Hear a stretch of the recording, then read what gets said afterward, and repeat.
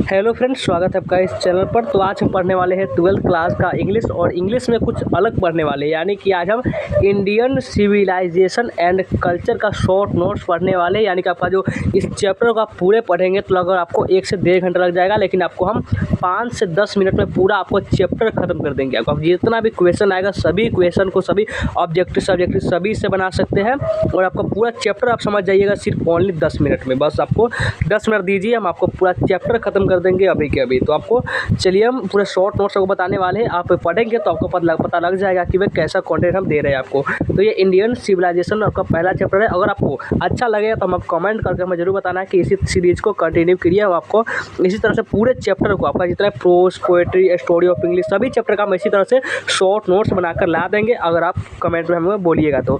चलिए अब देखना शुरू करते हैं। उससे पहले एक बार लाइक शेयर जरूर कर देंगे, लाइक और शेयर कर दीजिए। जो नए स्टूडेंट होंगे वो चैनल को सब्सक्राइब भी कर लेंगे, और व्हाट्सएप ग्रुप ज्वाइन किए जाकर डिस्क्रिप्शन में लिंक मिलेगा, जाकर के व्हाट्सएप ग्रुप को तो जरूर ज्वाइन कर लीजिए। तो चलिए हम आप देखिए स्टार्ट करते। देखिए आपको किस तरह से हम टाइप किए हुए। सबसे पहले टाइप करने में बहुत समय लगा हुआ है, इसीलिए आपको इसका आपको अच्छे तरीके से समझते हुए चलिए पूरे हम आपको डिटेल में आपको बताते चलेंगे। देखिए यहाँ पे लिख दिए हुए इंडियन सिविलाइजेशन एंड कल्चर। इसका मतलब क्या होता है? इंडियन का मतलब क्या होता है? इंडियन का मतलब इंडियन सिविलाइजेशन एंड कल्चर है भारतीय सभ्यता और संस्कृति। इंडियन भारतीय सिविलाइजेशन सभ्यता, और आपका एन मतलब और कल्चर मतलब संस्कृति, भारतीय सभ्यता और संस्कृति, इसका मतलब होता है। यहाँ पे ये तो आप समझ गए। अब समझिए अबाउट राइटर। सबसे पहले हम यहाँ पे लिख दें अबाउट राइटर। सबसे पहले हम राइटर के बारे में समझेंगे। देखिए राइटर का नाम है राइटर महात्मा गांधी। महात्मा गांधी इसलिए लिखे हुए हैं इंडियन सिविलाइजेशन कल्चर को। महात्मा गांधी और नेशनैलिटी यानी कहाँ के थे? तो वे इंडिया के थे। और लविंग कॉल्ड यानी कि किस प्यार से हम लोग क्या कहते हैं? तो बापू और फादर ऑफ नेशन यानी कि राष्ट्र के पिता के नाम पे और बापू के नाम से उनको जानते हैं। बॉर्न ऑन यानी कि पैदा कब हुए? 2 अक्टूबर 1859 को, और मरे कब? तो 30 जनवरी 1948 को। ये भी आपको क्लियर हो गया। आगे बढ़ते हैं। देखिए आपको पूरे आपको चैप्टर को रिवाइज करवा देंगे सिर्फ 10 मिनट में आपको। चलिए आगे बढ़ते हैं। और देखिए अब ये देखिए अबाउट राइटर। अबाउट राइटर अभी समझ गए। यहाँ पे क्या समझते हैं? यहाँ पे देखिए यहाँ पे भी अबाउट राइटर ही था, और यहाँ पे भी कुछ राइटर से संबंधित बहुत सारे सवाल आते हैं। राइटर से संबंधित आपका क्वेश्चन तो बहुत सारे क्वेश्चन आपके एग्जाम में आते हैं सिर्फ राइटर से संबंधित। तो रोट फॉर या एसोसिएटेड विथ, तो यानी कि वह एसोसिएटेड का मतलब होता है जुड़ा होना। किस चीज़ से वो जुड़े थे यानी किस स्थापना की थी? यंग इंडिया नामक संस्था की स्थापना की थी, जो बहुत बार आपके एग्जाम में पूछा भी गया है। और फेमस वेपन यानी उनका फेमस प्रसिद्ध जो हथियार था वह क्या था? तो ट्रूथ एंड नॉन वायलेंस यानी सच्चाई और अहिंसा। तो ऑटोबायोग्राफी किसको बोलते हैं? जो आत्मकथा जो अपने बारे में लिखा होता है उसे हम ऑटोबायोग्राफी बोलते हैं। तो ये माय एक्सपेरिमेंट विथ ट्रूथ, उनका ऑटोबायोग्राफी का नाम क्या है? एग्जाम में पूछेगा तो बताना है माय एक्सपेरिमेंट विथ ट्रूथ है उनका।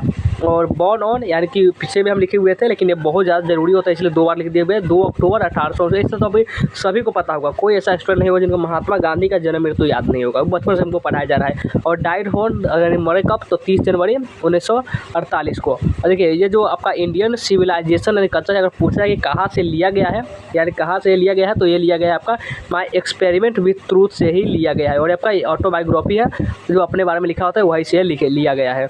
आगे बढ़ते हैं। आगे ये देखिए अब इंडियन सिविलाइजेशन एंड कल्चर यहाँ पे लिखा हुआ है, और इनके अबाउट चैप्टर। आप चैप्टर के बारे में समझते हैं। नाम क्या है चैप्टर का? नाम है आपका इंडियन सिविलाइजेशन एंड कल्चर, भारतीय सभ्यता और संस्कृति।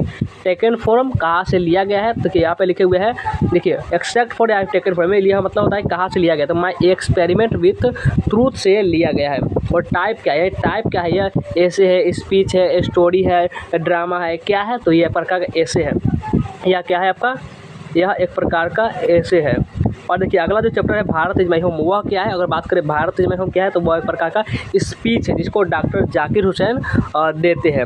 और आपका तीसरा जो चैप्टर है, तीसरा चैप्टर वो क्या है? तो आपका ये एक स्टोरी है। आपको पूरा स्टोरी पर रिवाइज करवा दे रहे हैं। आपका तीसरा जो चैप्टर है वो आपका स्टोरी है, और चौथा चैप्टर फिर वह स्पीच है।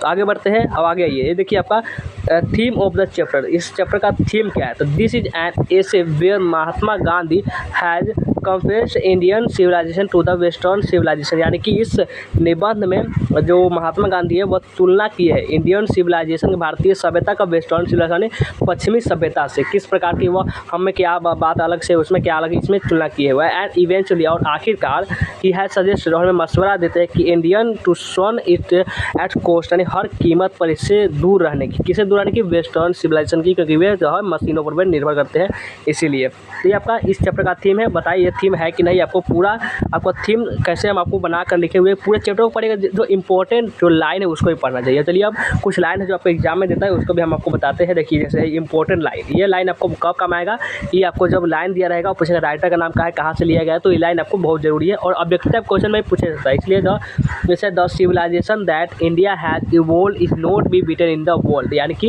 ये जो हमारी सभ्यता है वह जो इंडिया की जो सभ्यता है वह दुनिया में किसी से भी पिटने वाली नहीं, किसी से मात खाने वाली नहीं है। जैसे आपको यहाँ पे द दे देगा और फिर डॉट दे देगा, यानी दिखाने स्थान, और यहाँ पे पूरा दे देगा। तो क्या भरना होगा आपको, सिविलाइजेशन भरना होगा, या फिर आपको ये इवोल्व भी दे सकता है। तो आपको खाली स्थान, तो आपको ये लाइन याद रहेगा तो आप भर दीजिएगा। और दूसरा क्या दे सकता है, देखिए और दूसरा लाइन है India remains immovable and that is her glory. अगर आपको इंडिया देकर रिमेन्स का खाली स्थान दे देगा तो रिमेन्स भर देना है। और यहाँ पे इमूवेबल का देखिए ऐसा क्वेश्चन आता है, आप क्वेश्चन में जाकर देख सकते हैं, ऐसा क्वेश्चन बहुत बार दिया गया है। और ग्लोरी देखिए इंडिया रिमेन्स इमूवेबल, जो इंडिया का जो सभ्यता है वह स्थिर है और वह इसकी क्या है, ग्लोरी यानी उसका महिमा है, उसकी विशेषता है। ग्लोरी का मतलब होता है महिमा, ग्लोरी का मतलब महिमा होता है। पूरा हम आपको एक्सप्लेन करते चल रहा है। देखिए और आपका तीसरा लाइन है the Gujarati equivalent for civilization means good conduct. Gujarati में सभ्यता क्या मतलब होता है, सिविलाइजेशन सभ्यता, गुजराती में सभ्यता का मतलब गुड कंडक्ट यानी अच्छा आचरण होता है। ये जो लाइन है आपको लाइन में एग्जाम में सभी पूछा गया लाइन है, ऐसा नहीं है कि लाइन बना दी, पूछा गया लाइन है और बहुत ज़्यादा इंपॉर्टेंट लाइन है। आपको पूरे में चैप्टर को रिवाइज करवा रहे हैं। देखिए the mind is a restless bird, ये लाइन बहुत पॉपुलर है, बहुत ज़्यादा पॉपुलर है। The mind is a restless bird, the more it gets the more it wants and still remains unsatisfied, यानी कि द माइंड, जो हमारा माइंड है वो रेस्टलेस बर्ड, बेचैन पक्षी है। The more it gets the more it wants, जितना उसको मिलता है उतना ही उसको और चाहिए होता है।